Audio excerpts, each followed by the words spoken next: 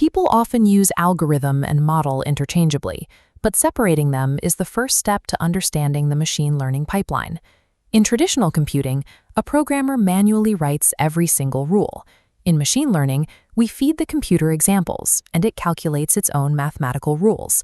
The entire point of this process is to take raw, disorganized data and organize it into a functional tool that can predict future outcomes. Let's break down the middle of that process.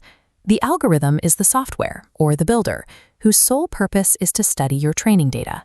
This chart shows a dataset with a red linear regression line fitting itself to the dark blue training examples. The algorithm evaluates these data points to find mathematical relationships, determining the specific intersection points required for accurate decisions. The algorithm is entirely a historical actor. It operates in the past, learning from the data you already collected. Once the algorithm finishes evaluating training data, it produces the model. Here, a finished model operates on new inputs, represented by the test-pred star icons. It ingests unseen data, connecting it to the nearest class for a live prediction.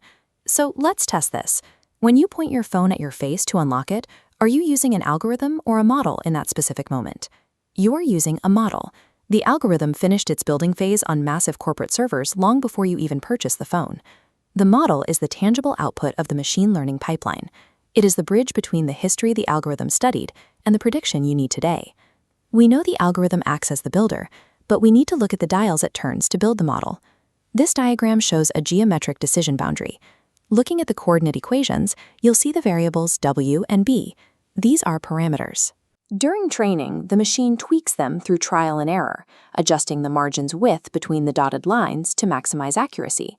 By contrast, hyperparameters are the overarching constraints, things like learning speed or how complex the model is allowed to be. The machine cannot deduce these overarching settings. A human must manually choose and lock in the hyperparameters before the algorithm is even activated. The machine is responsible for optimizing the internal parameters, but it operates entirely within the hyperparameter boundaries dictated by a human. This flowchart illustrates the core function. The fit step is the algorithm acting as builder, learning from raw data.